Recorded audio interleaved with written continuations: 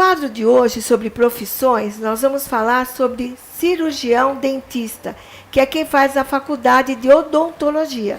Mas nessa faculdade tem várias outras especializações. Então a Mariana Ventrella é formada, é cirurgiã dentista e vai explicar como que funciona na hora de escolher, Mariana.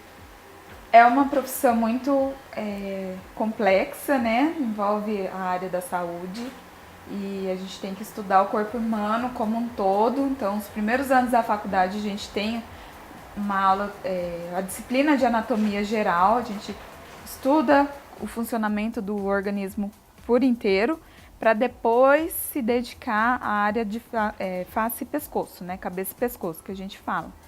Então, assim, é uma profissão que exige muito do profissional, porque a gente tem que sempre estar se atualizando, sempre estar por dentro das novidades do mercado, e não são poucas, mas é uma profissão muito gostosa de trabalhar e bonita, né? Que a gente trabalha com a beleza também. Eu acho uma profissão linda, né? Mas quanto ao mercado de trabalho? A gente enfrenta hoje muitas dificuldades quanto à questão do mercado de trabalho na nossa profissão. São muitos dentistas se profissionalizando, né? Então, aquele profissional que não se enquadrar dentro da exigência do mercado de trabalho, ele vai ter muita dificuldade. Quantos dentistas nós temos no Brasil? Hoje tem uma média, uma estimativa de 157 mil cirurgiões dentistas em todo o território nacional. E isso dificulta a oferta da procura e demanda, né, no mercado. Quando você se formou, você foi trabalhar aonde? Você não montou consultório? Não, eu comecei a trabalhar em clínicas populares, que a gente é comissionado, é um profissional autônomo. A gente não é registrado, o profissional que trabalha nessas condições é um profissional autônomo, não tem horário. Então, ganha pouco. Ganha pouco porque as clínicas querem lucrar, né? Então, acaba sendo um mercado escravo, porque eles precisam da gente ali para estar oferecendo o serviço e acaba tendo uma pouca remuneração. Isso que eu ia falar, que eles cobram um pouco do paciente e tem que passar um valor pequeno. Sim. E ainda os custos que eles têm, né? Para manter uma clínica o custo é muito elevado. Então, eles procuram ter uma quantidade de paciente. Às vezes a qualidade não consegue atender a necessidade do paciente e a gente tem muito problema com isso, né? Muita dificuldade. Às vezes, o barato sai caro, né? Sim, muitas vezes. E a pessoa vai... Eu estou fazendo faculdade de tecnologia e marketing e ontem eu tive uma prova sobre isso. É interessante, né? O custo com e o benefício. Mas estamos falando da Mariana de dentista, hein, gente? Me fala uma coisa, você tentou montar um consultório? Eu tentei alugar um consultório. Pronto. Todo equipado. Sim. Eu dividia com um colega de profissão, mas eu tive dificuldade porque era início da carreira, né? Eu não tinha paciente, então era mais gasto. Custo alto do aluguel. Muito alto. Os materiais têm um tempo útil para ser utilizado, não pode ser armazenado por muito tempo e os materiais são muito caros. Então vamos resumir que se você não tem paciente, você não tem receita. Sim. E você se formando no início é difícil, né? Muito difícil. Agora, o seu conselho para quem está lá querendo saber, faça essa faculdade, eu acho que quero a sua opinião, depois eu falo a minha.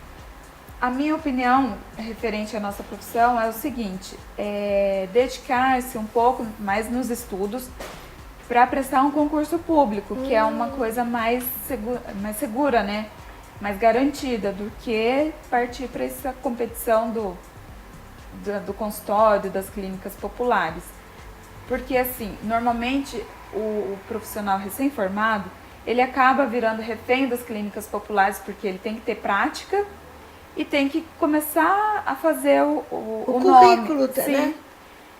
Então, eu vou pedir uma dica nesse final de entrevista, né? A prevenção é algo que eu acho que você aplica muito com seus filhos, né? Sim. Vamos falar para as mães como agir direito para que os filhos não tenham cáries. Não... Tem que ser meio dura, né? Não pode passar muita mão na cabeça, porque senão o tratamento não funciona, né?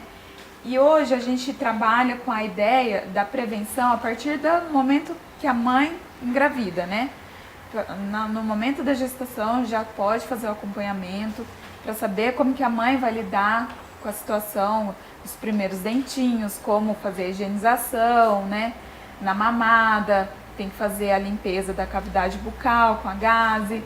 Falar, mas não tem dente ainda. Mas você está preparando para que ele se habitue a essa nova rotina, porque é um hábito que vai se formando, né? Sim. E a cavidade oral, a criança se sente muito invadida, assim. Então, de repente, lá na frente, com uns 2 anos, tem mãe que começa a cuidar, a escovar, né, dos dentinhos, a partir de 2 anos de idade, que é errado, quando está com a dentição completa. Mas a criança já tem uma resistência, ela não está acostumada com aquilo, ela vai ter muita dificuldade. E acaba tendo... Mariana, para encerrar mesmo, não deixe, né, o seu filho ir para a escola sem escovar os dentes. Quando acorda, escova. Depois do café da manhã, escova. Chega para o almoço, escova. Isso previne muito. E uma visita periódica ao dentista. Qual o seu conselho? Quantas vezes? Pelo menos, o recomendável é pelo menos 2 vezes ao ano, 6 em 6 meses, fazer uma visita ao cirurgião dentista para a gente ver como que tá, fazer o acompanhamento, fazer aquela prevenção, né? Inclusive se a dentição está correta também. Sim, porque hoje a gente tem muitos problemas de má oclusão, que é a dentição mordida cruzada, né? Devido aos hábitos parafuncionais, a sucção de dedo, a criança que chupa dedo, chupeta, o uso de mamadeira. Isso vai causar um impacto na dentição e resultando em má oclusão. Então a gente tem que estar atento com esses detalhes, poder orientar da melhor forma correta. Mariana, eu acho que nós encerramos muito bem o nosso bate-papo sobre profissões. E você, se tiver alguma dúvida, aqui ó, o e-mail, pode ser? Pode. Para falar com a Mariana. Bom, depois do intervalo tem mais, então fique aí.